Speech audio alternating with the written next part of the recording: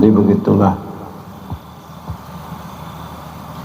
mengapa demikian inilah, karena kita belum terbuka mata hati, terbuka mata hati kita, yaitu akal masih dicampuri oleh nafsu, tidak dicampuri oleh iman. Jadi mata hati yaitu akal yang dicampuri oleh iman.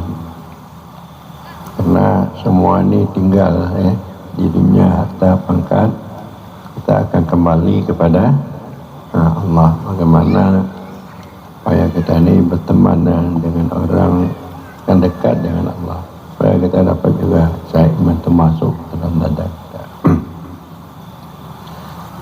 Jadi inilah berat sekali tugas wali Nanggro Aceh ini.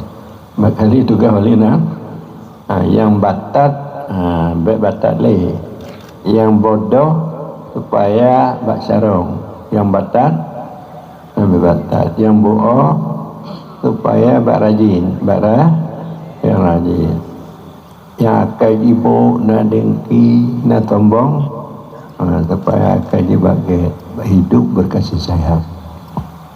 Nyanduk tugas wali agama Aceh, lem beban tugasnya, bila mana dibantu dia don-donnya, mat. Munyo tugas wali Nanggro sekadar ekonomi, memantau hasil-hasil Aceh supaya dapat dipergunakan untuk Aceh, jangan lele tak jauh lewat besar. Tapi wali agama tak